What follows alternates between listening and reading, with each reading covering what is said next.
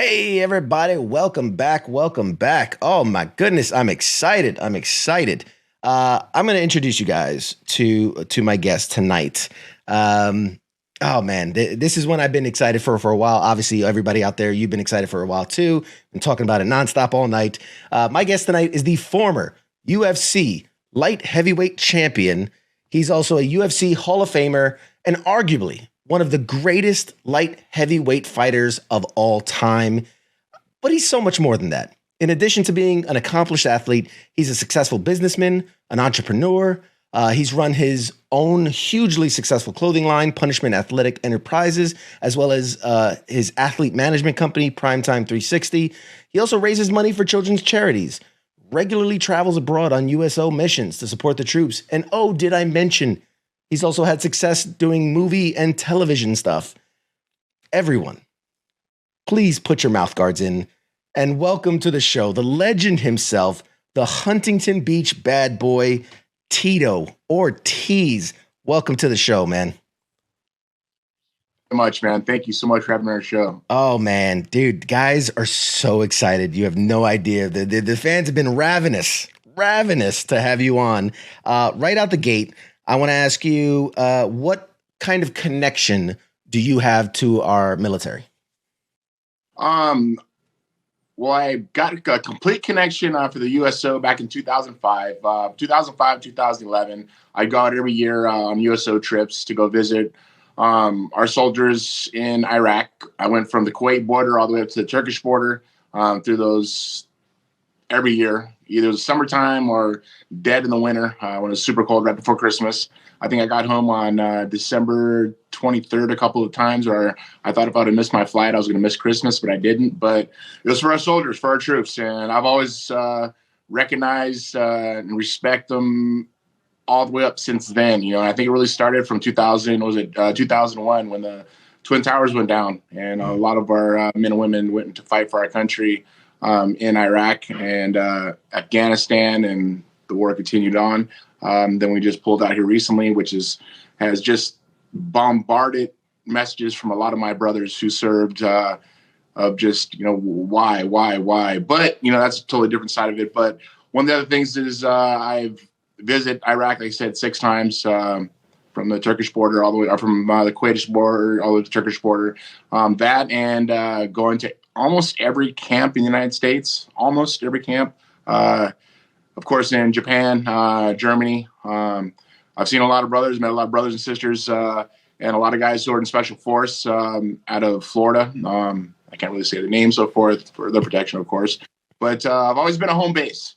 I've fought over the last 25 years in mixed martial arts, and I'm doing what those guys are doing, but without a gun in my hand. I'm going out and just preparing myself for war, preparing myself for everything that I believe in. That's my family of being very successful. And I have a lot of things that I've learned through the camaraderie that I've given of traveling to Iraq and going to bases and meeting guys and meeting a lot of Special Force guys. We have a lot in common, just the hard work, the dedication, the perseverance, the sacrifices we have away from our families when it's training time or when it's time to go to war. And I'm very thankful for them, even when the ones who don't know me, the ones who I do see in the airport coming back home. I go out of my way and I'll shake their hand. I ask them their name. And then when I tell them my name, they're like, "Oh shit, you're Tito Ortiz." But at the end of the day, I'm just a patriot. I'm a civilian that maybe if I would have served, I would have did very well. But my problem was I couldn't be told what to do. And I think as being a fighter, I was able to be very successful through hard work and dedication. So like I said, I have a lot of things in common with a lot of soldiers and Special Force guys that I've met.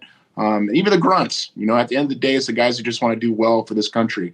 And that's what I've always grown up to, is to love this country, because no other country like this beautiful country of America, there's nothing like her. And I'm trying to fight for my children. It's not about me anymore. I'm beyond the part of, 50% of my life. I'm 47 years old. I have twin boys, and my oldest son, Jacob, who's 19 years old, will be 20 in June 1st. He's at Arizona State University on a full ride for wrestling. He's worked really hard. It's paying off for him. I have twin boys that are 12 years old, Jesse and Journey, and I'm teaching them how to love America, how I was taught on television how to love America in the Reagan days. communism is just a day away, and communism is here right now, and it's very scary. And I can be a voice, but it's just my voice. I want to make sure that everybody has a voice and everybody speaks up, because we need to fight for what's in front of us before it's taken away. And we look back going, what the hell did we do wrong? And 2022 is the year, this midterm. And like I say, I don't like to be political about things. I was in politics. I got into it. I saw the dirt. I saw the grime. I'm not that type of person. I'm an honest man trying to do an honest thing, of a hardworking, living this American dream, giving my kids what I never had as a kid growing up. And that's what's important. But this midterm is really, really important. People need to understand that, is to talk to your neighbors, talk to them and tell them of what we've gone through over the last year and a half, 2 years of how this country had just been dwindled almost to nothing. And it's scary, because through history, people need to learn through history. And that's how the left is trying to literally erase our history. And it's scary. Like I say, I don't have a huge voice as Dwayne Johnson, The Rock, or anything like that. But at the end of the day, I'm a civilian that want to fight for my kids, want to fight for their future. And if I don't do it and I die and my kids go, Dad, what happened? I was saying, well, at least I tried as hard as I possibly could. I don't want to look back and go, well, I was hushed. I was canceled. And I don't care. And like I say, I do a lot of movies, and I haven't had a film in about a year and a half. It's just crazy. It's crazy how they want to cancel. And it shows that money is power, and knowledge is no longer power. Knowledge is something that they're afraid of, because when people get educated enough to understand knowledge and understand what's around them, understand their history, they start questioning things. If you dumb down the society, and it's scary because they've dumbed them down so much right now that they're able to wear a mask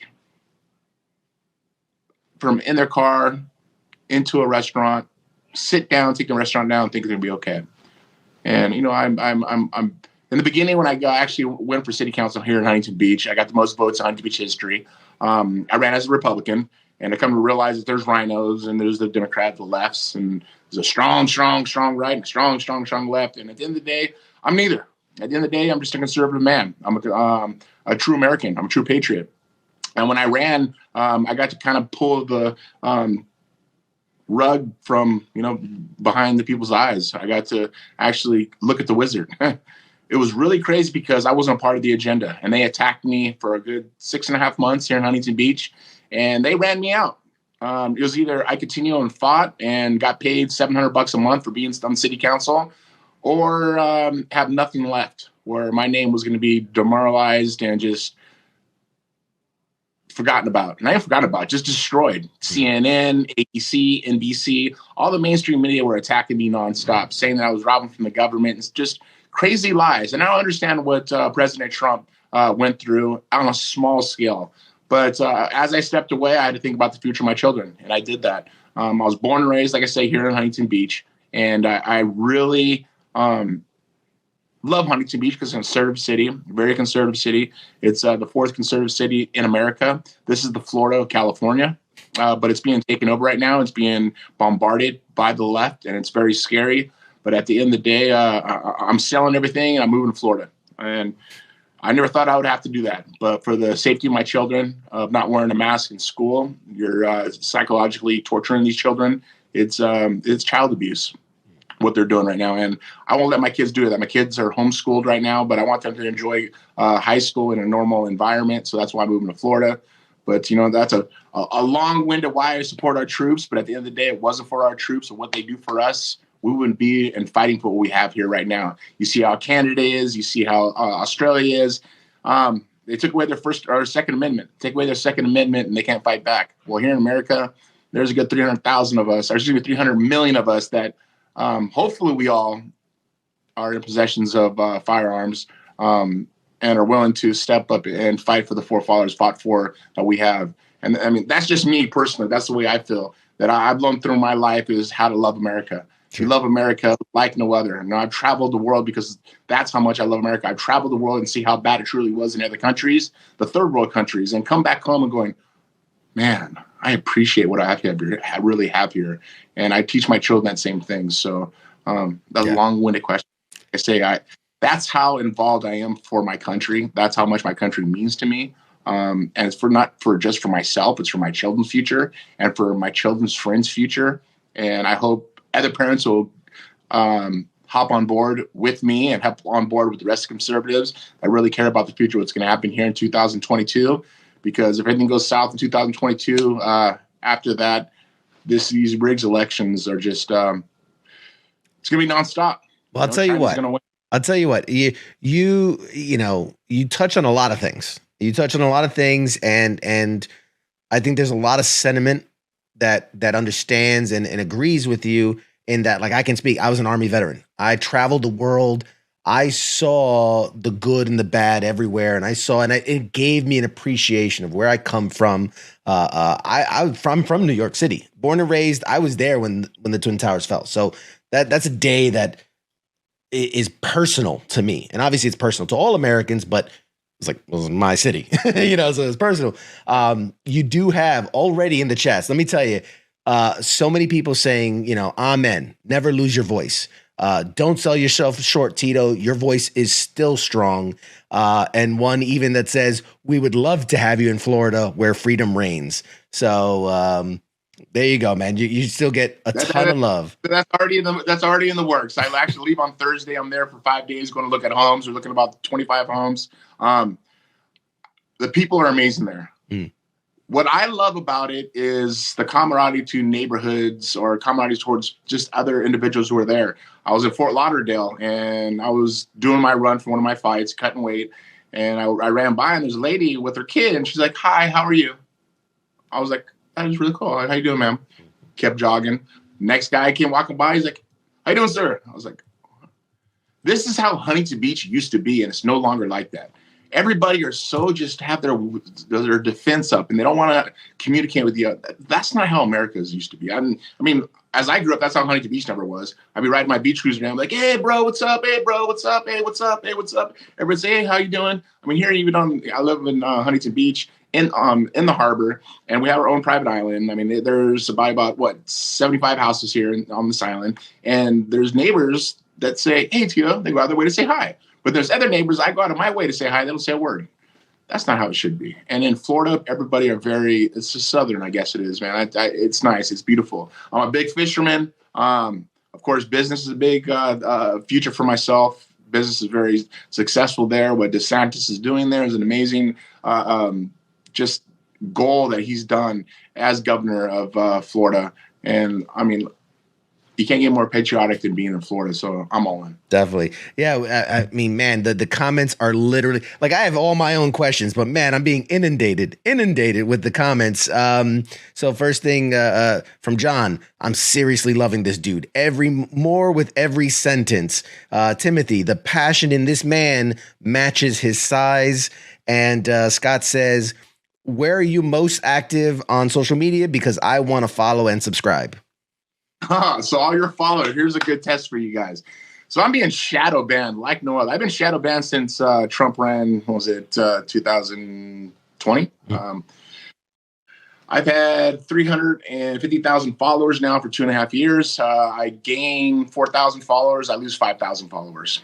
This happens every 2-3 weeks, every week sometimes. Of course, on Instagram is Tito Ortiz 1999. That's Tito Ortiz, 1999. And when you click onto the follow button, it says, are you sure you want to follow this person? Because he has misinformation on COVID and other related things. I'm like, okay, so I do my research. I find out what ivermectin does.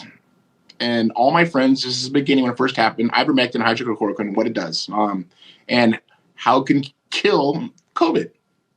I give it to my friends. I haven't been sick, and I've shaken over 500,000 hands in the last 2 years. I've been to UFCs. I've been to basketball games. I mean, everywhere I travel, Florida, doing movies, everything, all the people I talk to. And I've had the flu twice, normal flu. You throw up, fever, chills, the whole flu situation. But I get my friends who had COVID, this medication, and they kill it. One of my friends, who's one of my best friends, rest in peace, Saul Solis, who was my trainer, he had COVID. I tried to give him the medication. The doctor said it wasn't a part of the protocol. 3 weeks later, he was on a ventilator machine, 4 weeks later, he was dead. It wasn't a part of the protocol to survive or save this person's life. And they put him on a damn ventilator and killed him. This is what they did to the people in America. This is how serious what they're trying to do to America right now. It's disgusting. It just makes me just cringe of how can we allow this to happen to our country. The sovereignty that is being taken away right now is just mind-blowing. And I was so involved into the situation, and we're talking about my Instagram, Tito Ortiz 1999, that I would show my information. I'd show proof of what I've looked up, what I've shown. And then all of a sudden, all these things everybody's saying, it's a conspiracy theory, conspiracy theory, conspiracy theory, conspiracy theory. And I wrote them all down. And then all of a sudden here in this last year, all those things became true. So you know what? They're no longer conspiracy theories. What they are is spoiler alerts, because the shit is true. And that's why I have been flagged on Instagram, and I realize mainstream media does not like me because I speak the truth. And I mean, this goes back to, what film was that with Jack Nicholson and The Firm? I don't know. It was a Marine when he says, "You can't handle the truth." Right. Well, America and the world seems like they can't handle the truth, because what's going on right now is infiltration of our country, and it's scary. And I don't want to get too much more serious than that, but you know what I've done so far, and to be shadow banned or silenced the way I have, I know I'm doing something right. I know I'm speaking the truth. They haven't got rid of my Instagram. That means, you know, I'm actually speaking the truth. They really can't get rid of me unless they do, and hopefully they don't do it because you know. Well, but you know, like I say, TV on Twitter. Go to Cloud Hub. Tito Ortiz also. Cloud Hub's a new one. It's, you know, I have free reign there. I could say everything I've always wanted to say and not have no backlash, no erase, and no here's your warning. If you say another thing like this, we're going to erase your account type of thing. So that's once again cloudhub.com. Of course, on my Facebook is Tito Ortiz too. But you know, at the end of the day, it's the future of my children, man. That's all I'm trying to do is use common sense. Once again, just use common sense. That's how easy it is. Just use common sense. And I tell my children to use common sense. I teach my children how to question everything, you know. And growing up, you always have parents saying, no, no, no. Why not no? Because I said no. No. That's not, as a parent, that's not what I do. As a parent, I tell my children, no. They're like, why? Okay, well, here's your pros. Here's your cons. You use your common sense to make your decision. They're like, oh, that's not good to do that. I go, exactly. And that's how parents should be. But parents now are just so busy trying to make money, so involved into the making money, working the 9-to-5 job, trying to support their family, that they forget truly about raising a family. You know, being a nuclear family that really needs to show the three things. You know, my 3 F's, as I call them: faith, family, and freedom. Yeah. Those are the type of things that I try to teach my children, and it's really, really important. Yeah. No, I appreciate your honesty. I appreciate your candor so much. So many questions to get to, and I want to touch on. Obviously, everyone knows you as the UFC legend. You know, for those that don't, you know, you had your first big martial arts debut, UFC 13 in 1997. I mean, that's at a time when, you know, that kind of sport wasn't even legal in most states. Like this was 47 states. It wasn't legal. 47 states. So can you take me back to that moment when you decide, I'm going to step in this ring, I'm going to do this thing? Like what's going through your head in that moment? Why do you got to do this? So at that time, I was 1997. I just won the state title at Golden West Junior College. And I trained with Tank Abbott, who fought in the UFC. I did just nothing but wrestling with him. And I was like, I want to give this a try, because I saw a guy who fought him by the name of Jerry Bolander from the Lions Den.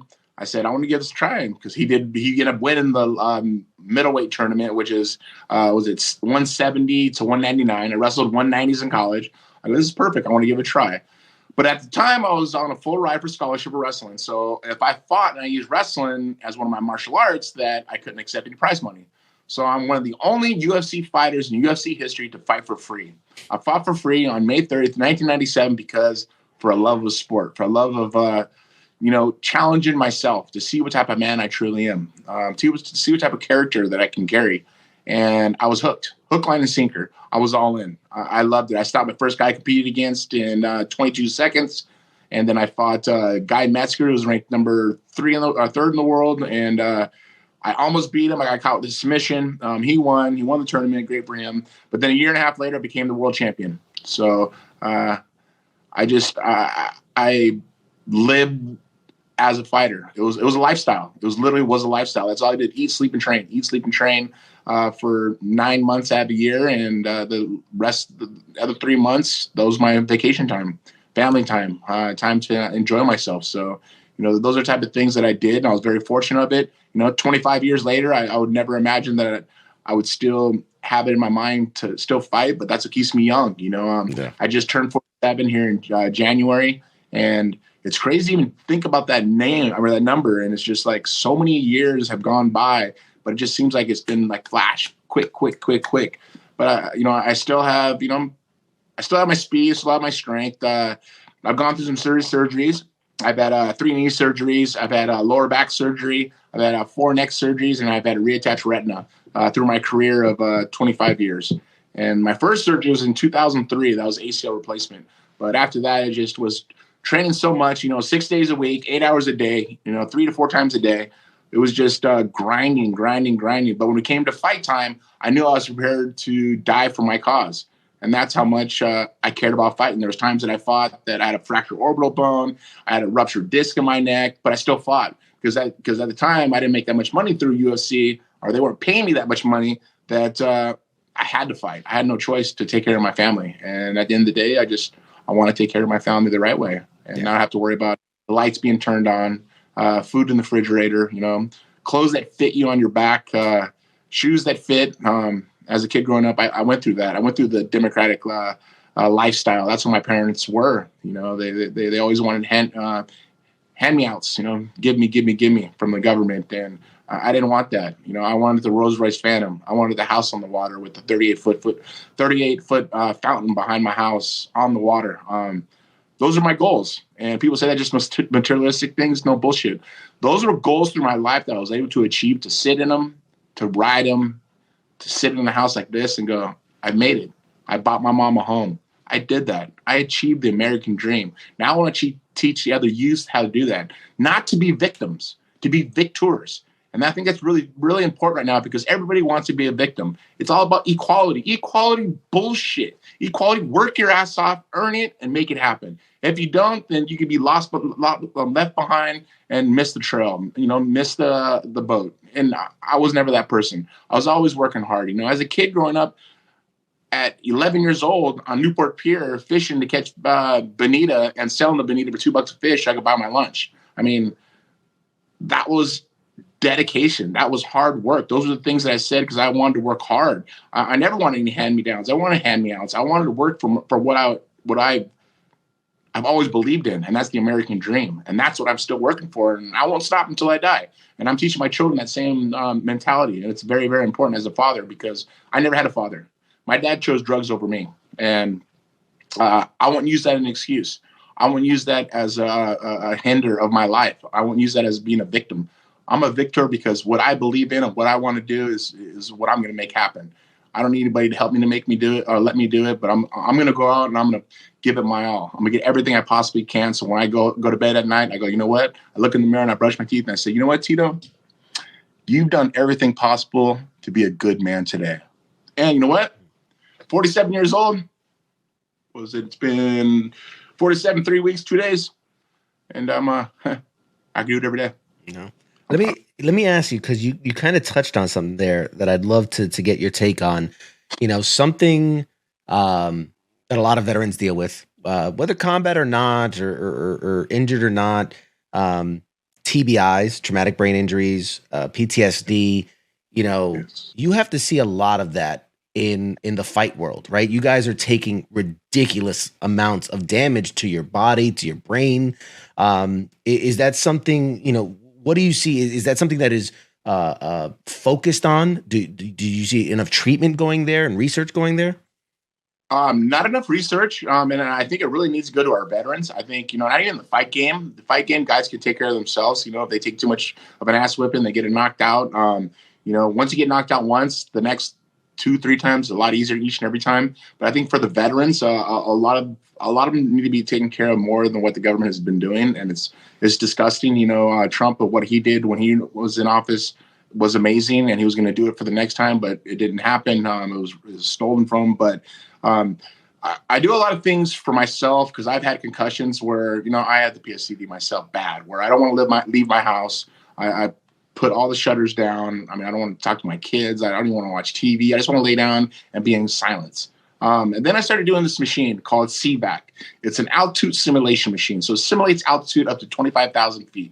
And it puts you in a realm. It goes from, 2,000 to 3,000 to 2,000 to 10,000, 2,000 to 20,000. And so it shifts like this. I was using that machine, and when I get out, I feel perky. I feel like, wow, it makes me feel better. I come to realize what I was doing was reproducing red blood cells in my body for my injuries to help, for injuries in general.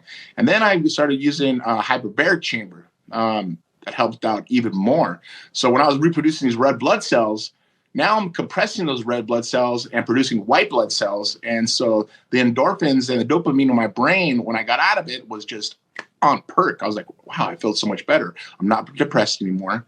And there was so many things that I just a trial and error. I'm gonna see if this works. This doesn't work. Okay, cool. It was on medication, of painkillers, and Xanax and things like that. And that's all junk, man. All that shit is junk. Everybody should throw that shit away. If you go through a surgery, yes, I understand. But if you're doing something just to kind of put a Band-Aid on it, fucking rip that Band-Aid off, man. Rip that Band-Aid off and live life. Because when you live life normal, it's really important. And the best thing is, any of the soldiers that are on here, thank you so much for your service. I appreciate you like no other. But reach out, phone call, ask someone, ask a question, anything, everything. Reach out to me on Instagram, my direct message me. I have a lot of military friends that I've been able to meet over the last year through Real Warriors Foundation. We take them out fishing on boats. It would be like 20 guys on the boat. We go out tuna fishing, but just get an opportunity to change their mentality to understand that, maybe I'm not a victim. Maybe the country's not against me.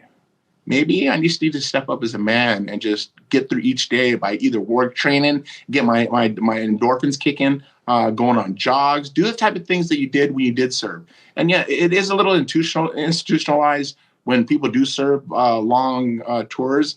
And I've learned by watching the examples of the guys who have been doing it over the last 15 years. I have a couple of guys who still serve right now who are special force guys, and they have some trauma. There's times they got to call me. They do got to call me at 4 a.m, 3 a.m, 2 a.m, and I accept their calls all the time, every time, without a doubt. And it's very important. And there's people out there who do want to help. Family members, best friends.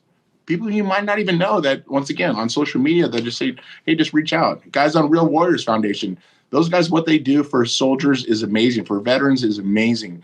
And just to change one of those veterans' lives, just the mentality to feel like, that I'm a piece of shit and I did my service and what am I good for now? Want to know what you're good for? You're good for to be a man of this country and to keep fighting to live this life. Because we only got one. And this life's really, really short.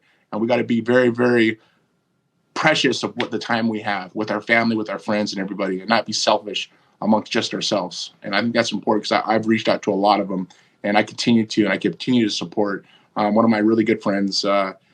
Every time he travels or when he does his missions, he's like, I hope I see you when you get back. I go, wait, stop, hold on. No, when you get back, you better call me. He goes, okay. And when he's there and they do some pretty serious stuff, he shows me some pictures and I post them sometimes. And he was like, yeah, we got those motherfuckers today. Nice. It's crazy to think like that. They're trained killers and it's a snap of a button and it happens that quick and they don't even think about it. They go to the next one. My last fight was at December 6th, 2019. One of my Marine friends came and then my Army friend who I'm speaking about came and they're trying to, hoorah each other and says, how many kills you got? My friend looked at him. He goes, I don't know. My friend looked at me. He goes, dude, this guy's a killer right here. I go, yeah, no, he's a normal guy. He's a really good guy. He's just trying to serve our country. He's trying to do the right thing. To be involved with people like that, you understand how precious life is and how precious this country is. People are willing to fight and kill and just plunder to make sure that this country stays as solid as it is. And it's very, very important. I know, like I said, but through the PSTD, the things that people have gone through, the damage they've gone through, the psychological damage they've gone through, you need to get help. Do not just turn everything off and say, no, I'm out. I can't do this. No, don't do that. That's weak. We're not weak. You didn't serve and be weak by doing that. No. And as a civilian, I'm speaking to you guys as a civilian. I hope I don't disrespect anyone. And I'm not going to apologize because that's for pussies. I'm not apologizing. But I'm just saying, at the end of the day, guys, we could be men. We've gone through this far. We continue to do it. If you need to do it to help maybe a young guy coming up that needs some help, do that. You know, maybe an older guy needs some help. Do that. It's important. Humanity is about, helping others, reaching out to help others to be better men or women. Yeah. And, you said so many good things in there. I have this thought. That, obviously you started, we talked about it. You started in late 90s and you've continued to fight. And you've fought some of the biggest names in the sport, from Randy Couture, Chuck Liddell, Vitor Belfort, Ken Shamrock. Like, do you think that your era of fighters, yourself included, will go down in history as like the best that have ever been? Do you think we'll ever see like generational talent like that ever again? I hope so. I hope UFC respects the fighters that got them there. When UFC was sold in 2016, I believe it was, for $4.5 billion. I wish a lot of fighters like myself, Randy Couture, Chuck, and, Hoist Gracie, guys like that, get a little more respect, I think, because we were the ones that paved the way for the young fighters of these days now.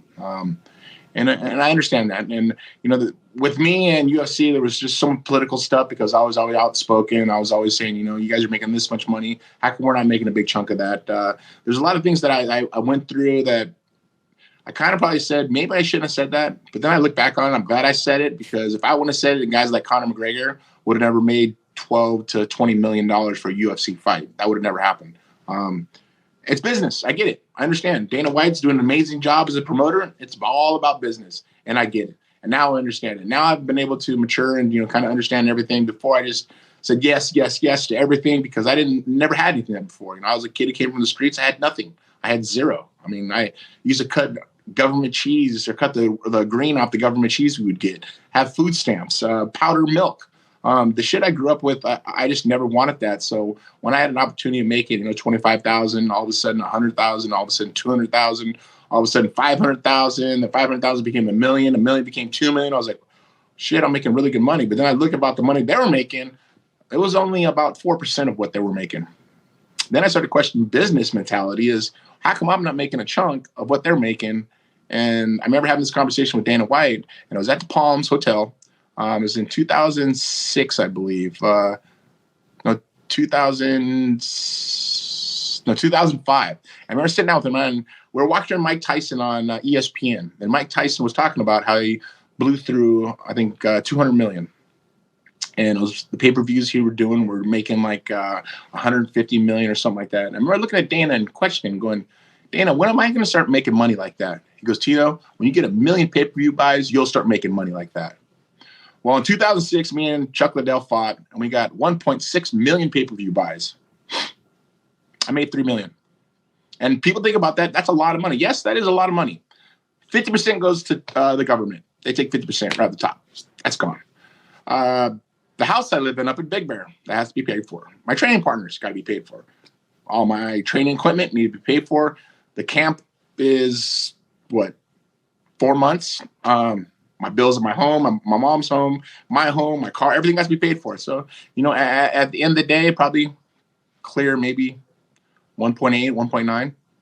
That's great. But how long does $1.9 million last you? For some people who are very frugal, they can let that last for a good, 5 years, 6 years. But as those years go on, that stuff gets taken away. I live a very nice life. I have a very nice cars because I've worked for these goals to make these happen, because I want to be very, very comfortable, because I was a kid that got to taste dirt. I don't want to taste dirt. I don't want to live frugal. I don't want to live like, I can't spend a little money. When I die, what is my money going to go? Go to my kids? Well, the government takes half of it when that happens, and I don't want that to happen. So I want to make sure I teach my kids how to keep the money, how to make more money.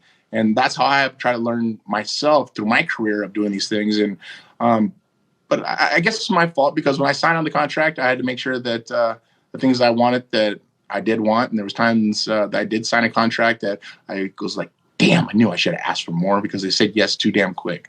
But, it's business. And I've learned, I've lived, and I'll continue doing it. It's been fun. It's been exciting. I've been having a great opportunity to meet a lot of people. I've had a great opportunity to help a lot of people, motivate a lot of people, and doing it with integrity. And I think it's important. And like I said, when I go to bed at night, I look in the mirror, I brush my teeth with a smile. I sleep with a smile. I sleep happy. I sleep very, very happy, because I never stepped on anybody to get ahead. I don't cheat. I don't steal. I try to teach my children what I tell them, and that's to be true Americans, and it's important. Right on. Question from the chat. It's I don't know if this is gonna be a touchy subject, but Tim, so you can blame him. He wants to know if you and Shamrock, y'all guys ever settle the beef? You guys square? Yeah, no, we settled the beef. No, so that's one of the great things about being fighters. And this is what I didn't understand about getting into politics. I got in politics, and they attacked me, and I couldn't fight back. I couldn't punch anybody in the face. Now, when I was with Shamrock, we attacked each other verbally nonstop. Then we got in the cage, and we were able to kick each other's asses. And I think the fights were over. We shook each other's hand and respected each other, because of respect value. We understood what we put ourselves through to make this happen, or I won 3, 3 fights I won. He didn't lose any. He didn't win any. But you have that respect value for a person, because you know what he went through to get where he is right then. And I respect the man. I respect the man hugely. I respect all the guys. I think there's only one guy I don't respect, and he texted me a couple weeks ago, Chael Sonnen. And he texted me because there was another organization, Eagle FC. It's Khabib Nurmagomedov, if I pronounced the name wrong, who used to fight in UFC, and he has a new event called Eagle FC. And he says, your name's being added around here. And I want to text him back so bad. I said, I get to kick your ass again. But that's the only guy I dislike is Chael Sonnen. But all the rest of the guys I'm cool with. Chuck Liddell I'm cool with. Vitor Belfort I'm really cool with. Randy Couture is a true patriot, a real American. He's a guy. He's actually an inside joke. He's my dad. But we do some events in Tennessee and Nashville. And we're at some bar drinking, having shots and shit. And some cute little girl walks up, and she's like, is there any possible way I can take a picture with you and your dad? I'm like, oh, yes, you can. Hey, Dad, come here. And it was Randy Couture, but that was our inside joke. But Randy's an awesome guy, an awesome patriot. I know he works a lot with veterans himself. But like I say, at the end of the day, we just try to do the right things. Yeah, right on. Question says, on the lighter side, are there any funny stories about trying to make weight? I've heard some crazy things that wrestlers that have to do. Yes, my last fight against Anderson Silva, boxing match on Triller. I cut 40 pounds in 1 month. Wow. And it was hell. I almost killed myself. I literally almost killed myself because I wasn't in great shape. And once again, I didn't fight for 18 months. I didn't work for 18 months because of this pandemic that's going on.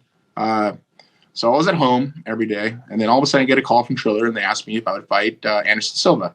But the weight was 195 pounds. I don't understand. When I answered that phone that night, I checked my weight, and I was 242. I said, okay, it was at 195. I go, I don't know if I can make 185. I go, I can make 200. He goes, well, if you make 200, we take 30% of your purse. I was like, shit. Okay, I don't have anything. I don't have much to lose besides the factor of I make some mistakes, and maybe I get knocked out, or maybe I get lucky and I knock him out. So I said, you know what, the hell with it, let's do it. I did it. Started training, I cut all my carbs, cut all my sugars. I got down to about 221, 222 in about 2 weeks. About 3 weeks, I was probably about 220, about 215. And then the week prior, I was about 214, and I got down to 200 pounds. And let me tell you, I thought I was going to die. I literally thought I was going to die. I was so bad that I couldn't sweat anymore. I had no more sweat. I was in a sauna. I had no more sweat. I was running. I had no more sweat. I was biking. I had no more sweat. I'm like, I remember putting the bike inside the sauna and trying to sweat, and I couldn't sweat. I thought I was going to die, and I don't advise this for anybody at home. Please do not try this. Please do not do it. I've been cutting weight my whole life. I mean, at least this is my junior year in high school. I've been cutting weight, and that was one of the biggest mistakes I ever did. But once again, I was willing to die for my family, died to provide for my family. But that was one of the hardest weight cuts I've ever had. And I got stopped in 1 minute and 15 seconds against Anderson, who's a very superior striker. But I said, what the hell? Give me a chance. Right? We all got a chance. I can always look back and go, shit, I never did it, and I didn't challenge myself. Or I said, you know what? I tried it. It didn't work. I'll go back to the drawing board and try it again. And that's just the mentality that's in me. That's just the type of person I am. Is I'm going to try it. I'm going to fail. If I fail, I'm going to learn from it. If I win, I'm still going to learn from it. But you got to fail. Everybody has to fail. That's life. If you don't fail in life, you're going to live in a shell of being sheltered and not willing to take a chance. But I know a lot of viewers probably been out and taking many chances, but give it a try, man. Give it a try. Give it a try. Because at the end of the day, you could say, shit, brushing your teeth, look in the mirror going, shit, I tried as hard as I possibly could. Didn't work, or hey, look at that. That shit worked really, really well. Give yourself a chance. Right on. All right. I got a question from an audience member who sent it in. So let's see if I'm going to play it, see if you can hear it. So let's see. So my question is, as a martial artist myself and yourself, obviously, if you had to use any martial art weapon, which one would you choose to train with? That. Nope. Okay. No problem. I got it. I wrote it down just in case. So, technology. Love it. So his question is from Pete. Basically, it boils down to, obviously you're a martial artist, a mixed martial artist. If you were to train with a weapon, what weapon would you choose? What weapon fascinates you from a martial arts standpoint? Well, I think close range is my 45 that's underneath my bed right now. Long range is my AR, and hollow points on all of them. And of course, making sure I have my vest on. But those are the two weapons. I have really big hands, like really stupid big hands. So 45 fits in my hand really, really well. But for non-lethal, will be Byrna. People go to Byrna.com. It's BYRNA.com. It's a non-lethal round. It's pepper spray. One of the rounds are pepper spray. One of the rounds are tear gas, and one of the rounds is a kinetic a shot. So if you need to break a window, you can hit it with a kinetic one. You want to get them out of the car, get them out of the area they are. You hit the next round, which would be a tear gas or a pepper spray. And those are non-lethal round. My fiance carries it. I carry it. I teach my children how to shoot it. And once again, it's a non-lethal round, but the pepper spray, it's going to cause some damage. And if any guys that are watching now, please check it out. It's a non-lethal round. I'm trying to get a lot of officers to use it because their hands are tied. They can't pull a gun on someone. But let me tell you, if you get hit by this Byrna shot, it's from Boston, so as they call it, it's a Byrna. It hits you, it's going to fucking put you on your ass. And it attacks the nervous system. So you're not be able to rack. It's almost like getting electrocuted, but you only get one shot with one of those with the electric gun. But this is it has 6 rounds. I usually put 2 kinetics, I took two tear gas, and 2 pepper sprays. But my fiance carries it around and haven't had any problems. Haven't had to use it, thank God. But I think this would be great for a lot of officers for a non-lethal way to stop an assailant. Okay. Let's see. Next one. Again from the chats. This is a good one. What do you see are the effects of guys like, Jake Paul getting into the boxing and the MMA, kind of these influencers, these celebrities? What's your take on it? Is it good for the business, right? Are we drawing more eyes, or is it kind of take away from the years of dedication to the guys that train in this fighting styles? Well, I think it's a double-edged sword. For the guys who've been working their whole lives as kids, from 6 years old, boxing through their whole lives, sparring at a really young age, and they want to become champions. And they do become champions, but they don't understand the marketing side of it. That was something that I was able to understand when I became a fighter. Was I watch Hulk Hogan, I watch Muhammad Ali, and I want to find the happy medium. The spectacular. Of what Hulk Hogan did, saying your prayers, take your vitamins, brother. But what Muhammad Ali did, he would talk his shit and he would back it up by knocking guys out. And in UFC, I was able to do that.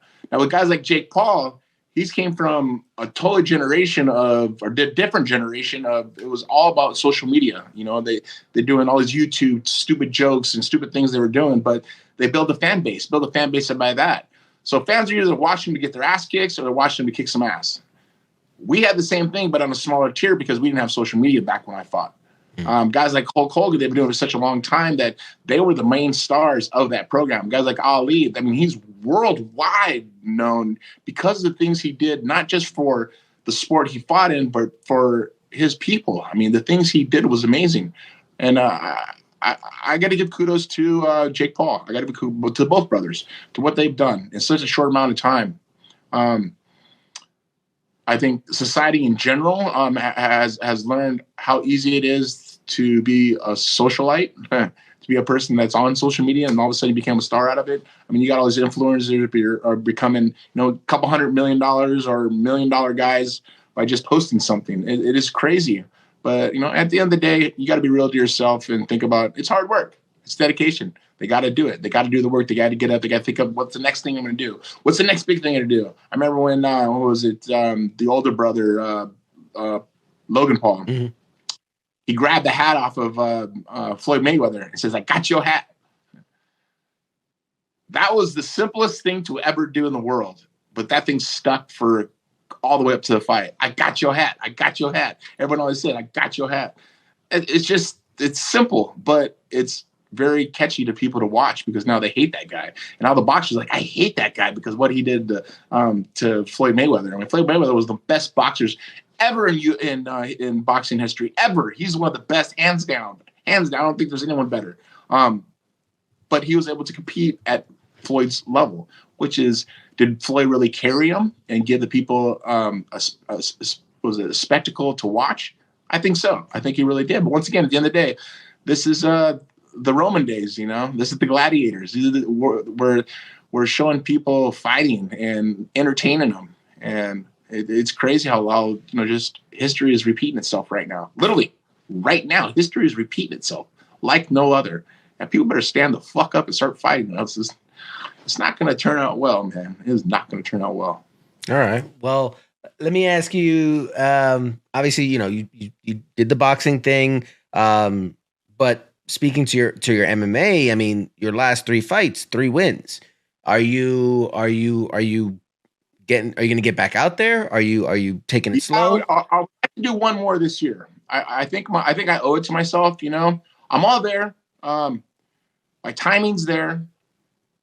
What I want to get out of life is not there yet because I have so much more to do. But in the fighting world, I think I'm at the end of it. I think I'll have one more. I think I have one more, and I would like to walk away winner. Of course, I could have did it before, but I'm too competitive. I like to compete, so I need to find something else to have that's so competitive motivation as I do in fighting with business. I think so. I don't know. By the end of before the summertime, I think I'll fight one more time and be over and be able to walk away. And I thank all my fans. Thank you guys so much for everything you guys have done for me, have supported me. But I think there's something bigger and better for me to do beyond fighting. I really do. I think there's a lot more for me to do. And when I move to Florida, I think life's going to change for me and my family hugely in a successful way, in a positive way. Just because a lot of my friends who live there already, it's easier. It makes it more capability for us to communicate and just make things happen on a bigger scale. And I'm just excited. I'm really excited. We'll see what 22 will finish off, because let me tell you, 2020, 2021 were shit. It was the worst years I've ever had in my life. I won't say worst years because my kids were happy. I was able to educate them a lot. It sucked for me because I took the red pill, and I wish I never did, but I'm glad I did, because now I can understand what's going on in this government, what's going on in this country, what's going on in this world. And I'm not turning blind eye to it. I'm not turning cheek to it. You know, the human sex trafficking, the stuff's happening to the kids, just what's going on right now. I wish I could wake up a lot more people. And I think I am. And I think I've been doing a great job. I just wish a lot of other athletes, I wish a lot of other celebrities would step up and fight for everything that has been given to them through this country of America. And it's hurtful. It's really hurtful. It really just it blows my mind that people are willing to step up. You know, and I'm going to call this guy out right now. Dwayne Johnson, The Rock, who's worth stupid amount of money. And in 2019, he did a huge thing for the troops in Hawaii. And I was very thankful for that. I was like, wow, this guy actually is a good dude. Then all of a sudden, he started talking about Biden. And people, once again, they talk about politics and so forth. And politics, those are the things they say you don't talk about. You don't talk about religion. You don't talk about politics. Well, the reason that is because they don't want everybody to believe and to understand and to educate themselves on these things of politics, of what's going on, how money's transferred, where things are going, who's the big dogs and everything. Don't talk about it. Well, you don't talk about it, then people don't learn. Well, that's not what I wanted. I did with my kids. I taught them. I showed them these things. I showed them. I said, what's wrong and what's right? And they would, every time they showed what's wrong, what was right. And it made me proud. I was like, we have a good job. And religion is another thing. I have no problem against anybody of their rights, their beliefs, or their religion. That's their choice. There's their choice. And welcome to America. Welcome to humanity. That's the way it should be. You know, if you want to be a Christian, if you want to be a Baptist, if you want to be a Muslim, please do it and do it respectfully. Treat a person the way you want to be treated. Don't treat anybody any different. And those are just mentalities, just common sense things that I wish that a lot of people would understand. It's very basic. It's so basic that people don't understand it. And I remember talking to my fiance in a town. It's like, babe, why don't all these people understand what's going on? She's like, they don't want to be wrong. They do not want to be wrong. They want to be right. And they rather sacrifice what they believe in than being right or being wrong. I'm like, if I'm wrong, I'm going to say, you know what? I apologize. I'm wrong. I shouldn't have said that. You know, but if I'm right, I'm going to stick to it. You know, I mean, there's been a lot of things that I've grown up where guys call me a black guy, you know, or the N-word. They've said I'm a wetback. They said I'm a honky. You know, I was on city council here in Huntington Beach, and I was a white supremacist. Tito Ortiz. Okay, Tito and Ortiz. That doesn't sound white supremacist. Sounds Mexican, right? I couldn't believe it. And people call in every week or every other week on our Zoom we had for city council and call me a white supremacist. I was just like, you people are so ignorant. Stop it. Stop it. And I got it worse was when Trump was running for his second campaign. I'm all about Trump. Trump is the American dream. I mean, everybody before he ran for presidency, every rapper and every actor, everybody's saying, you know, you're Trump rich and we want to be like Trump and this and that. And all of a sudden he became president and shit, it turned south quick for no reason, because they were losing control. The elites were losing control. And, you know, at the end of the day, I really just got to take care of what's my surrounding. That's all I can do right now. I can only take care of what's around me. It's my children, my family, my house, my friends, people I control. I mean, I've lost friendships. I've lost family members, not losing death-wise, but losing, I don't talk to them. I don't need to, because they believe in just one way. And they're not willing to open their eyes and just question things and ask questions and like conversate and go back and forth, because that's the dialogue between each other is important. And I think that's what's lost right now, because all of a sudden when you say one thing, you're a racist and you're a xenophobe. And it's like they make things up because they don't have an answer for anything. And it's crazy because that's lost now in society. And I wish I wouldn't be, but I'm not going to let my children be raised like that. And that's why I'm moving to Florida. I'm moving to Florida because I want to make sure my children aren't raised like that, because it's sad. It's sad what's going on right now. I'm thankful for you, for guys like you, to allow me to be on your show, to speak on things like this, because it's important. As being a father, and I hope other parents are on here, if there is parents on here, to teach your children to question everything. Show them the pros, show them the cons. Ask them to question everything and question it to, like, literally, I want to know every little detail of this before I say yes or no. And that's important. Instead of saying, no, don't do that, and it's changed. But I mean, things like that just make me very personal and very at heart, where it's my soul, man. Yeah. This is my soul. This is my life. I'm 47 years old. I got maybe another 40 years to live, maybe longer, because my grandma died at 103. But I want to watch my children grow up. I want to watch them grow up and have kids and grow up and see it. Look, that, that's Tito Ortiz's kids right there. That's what makes me happy. My legacy is not about fighting or movies and shit like that. No, my legacy are my children, where they're able to raise themselves and be positive role models in the society to give back in a positive manner. That's what I'm trying to raise, and that's what I'm gonna do. I'm already doing with my oldest son, Jacob, who's 19, gonna be 20, at Arizona State University on a full ride. Smart kid, very articulate, very, very conscious about what's his surroundings. My twin 12-year-olds, they cook, they do their dishes, they wash their laundry, they do the lawn. They've been cooking since they've been 8. I want them to make sure when they become 18 that I can let them go on their own, and I don't have a question about it. I know they could take care of themselves. I know they could take care of a woman. When I open up the door for my fiance or open the door for the car, they start doing it. They're like, go out of their way to do it. And all of a sudden, just recently, it's like all of a sudden they're like, yes, sir. Yes, ma'am. Yes, sir. Yes, ma'am. And once again, I've never came from a military background, but that's how I've always learned to be respectful to another person, is saying, yes, sir. Pleasure. And guys are like, look at me like, how old do you think I am? I'm like, that's not the factor of it, though. It's me being respectful value of saying, look you in the eyes and shake your hand saying, thank you very much, sir. I appreciate that. Because it's lost now. People get on their phones, put their head down. Like, how you doing? They turn their head down. Don't say a word. Shake your hand. They give you like the side deal. And that's not being respected. And I think at the end of the day, a lot of us need to learn from this. Yeah. A question did come up in the chats based on your comments. And it was just, so would you ever step into the ring with someone like The Rock? Give me the chance. That'd be awesome. Let's do it. And all the money will actually be donated to our veterans, to take care of our veterans. How's that? I think we could raise a bunch of money and give it all to our veterans to take care of them. The ones that need help, the ones that need extra limbs, the ones that need stuff to help them through normal day life of just getting through life. Let's do that. All right. That would be awesome. We're gonna get our people on it. We'll have our people call your people. Okay. Yeah, let's do this. Let's get this done.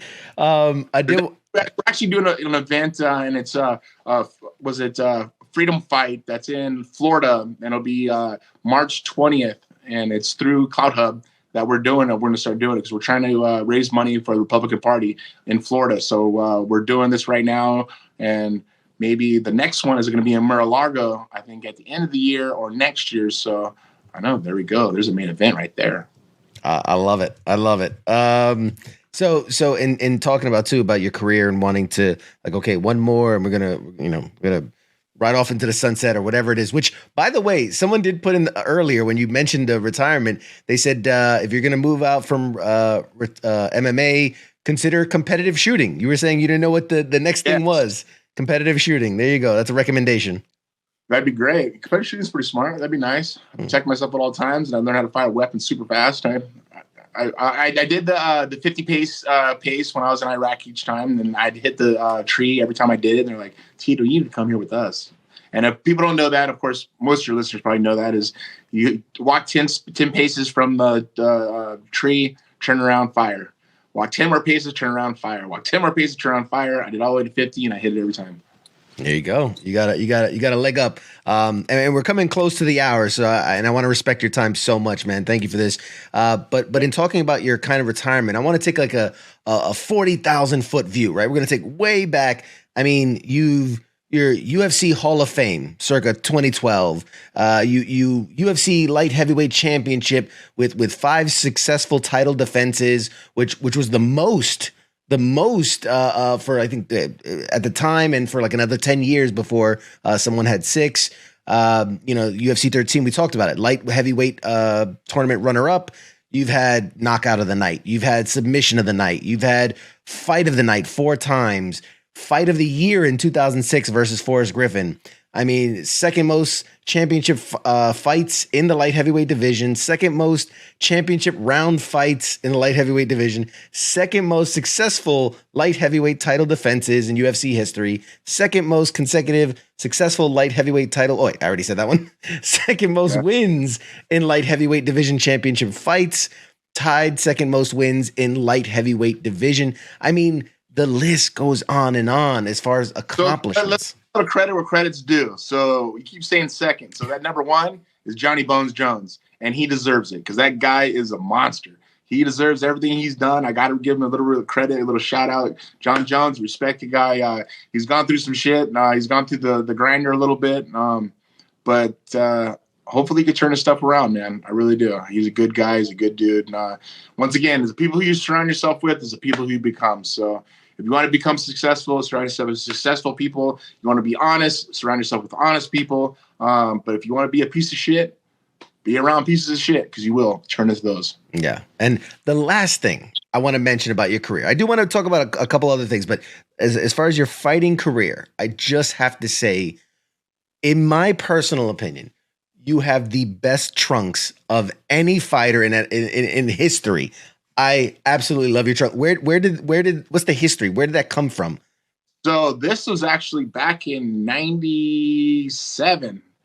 Or no, yeah, 97. Actually, it was after 97. It was 98. Von Dutch, the company Von Dutch, just became, and my brother was a seller for him here in Huntington Beach, and he had flame shorts there. So you can knee a guy in the face in UFC on the ground. That was when it was legal. So in my mind, and I kind of got a little video game mind or a cartoon mind as a kid growing up, of course, was when I knee the guy in the face, catching his face on fire. So that was all of a sudden, I was like, I'm using that. That's it. That's what I'm going to do. Flame shorts, bleached hair from Huntington Beach. All the guys, while they go white guys here, they all have blonde hair. I was like, you know what? Bleach my hair, flame shorts. There's the Huntington Beach Bad Boy. I'm running with it. Let's see what happens.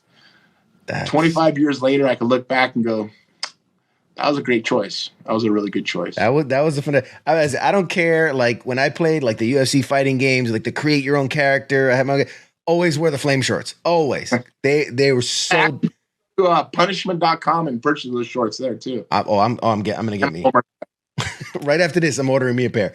Yes, sir. I do want to touch on like how much you really do for others. Raising money for children's charities. The USO stuff. When did that become important? I don't want to say when did it become important to you, but when did you want to make that a concerted effort that, yes, I've been blessed and yes, I'm lucky, but I want to make sure I do for others as well? I think it goes back to 2005. Well, I'll take that back. It started out with kids because when I was in high school, I was a kid who was in special education classes, resource classes. I didn't like to show up to school. I didn't like doing my homework. But then I got into wrestling, and wrestling saved my life. My true name is Jacob. Of course, all your listeners probably know my true name is Jacob. And in the Bible, Jacob wrestled against an angel. The angel beat him, saved his life. Well, I found wrestling as a freshman in high school, and it saved my life. If it wasn't from wrestling, I would never know the dedication, the hard work, the perseverance that I learned through life was from wrestling. So I wanted to help out with kids, and I got into wrestling. I was like, I'm going to go to college. I'm going to be a resource teacher. I'm going to be a PE teacher, and I'm going to be a high school wrestling coach. That's what I want to do. And I got my degree. I got that done. But I come to realize instead of helping 30 kids in a wrestling room, I could help, hundreds of thousands of kids across the United States. Well, then as I became a fighter, people could see the hard work that I put in, the things I do for training, the stuff that I do to keep my weight down. I'm talking about my kids, about being a father, being a family man. Then I was helping not just kids. I was helping families. I was helping parents, single parents. I was helping men be positive and reinforce themselves with greatness.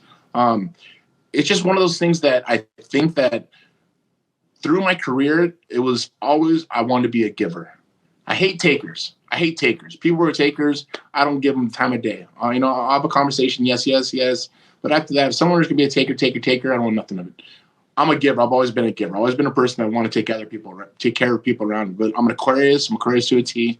But I think through the military, when I got to see I went to Bethesda and Walter Reed in 2005, and I went to visit a lot of the troops that were in the hospital, missing limbs, missing arms, legs, half their lungs, half their ribs. And these guys are talking about going back to war, going back to battle with their brothers. I remember going to lunch, and I couldn't eat lunch because I was traumatic. I was scared. What did I get myself into?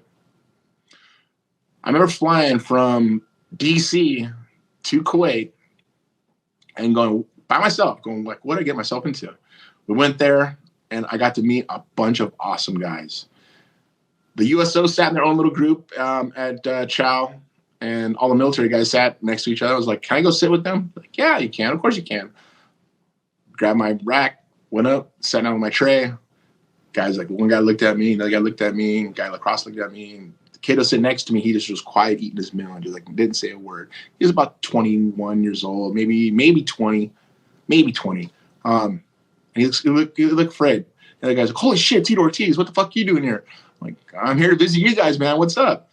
But I took this liking to this kid to the left of me. I forget his name, and I asked him, I go, how is it here? He goes, I don't like it. He goes, I'm afraid. I'm used to being home with my mom and dad. He goes, I don't know why we're here. I don't know what we're doing here.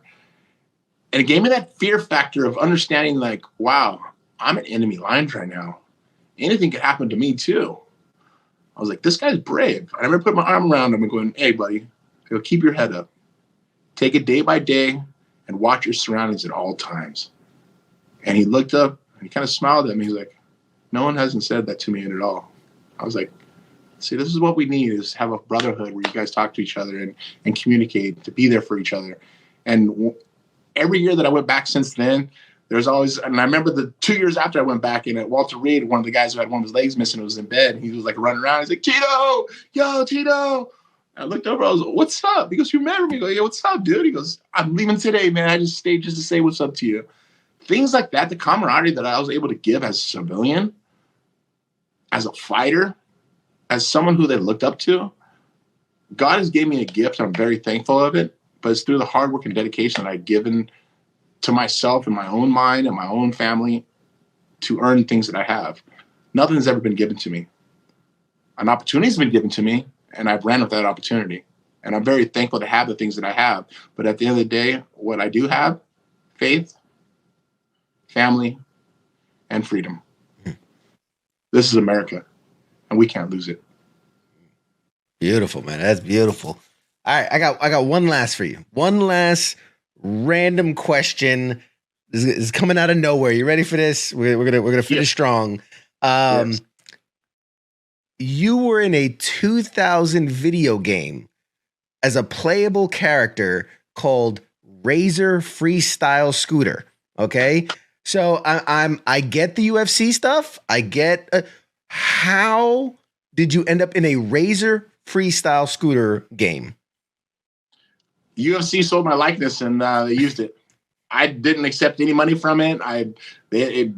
That's one of the things the UFC. Once you sign on the dotted line, they own you. That's it.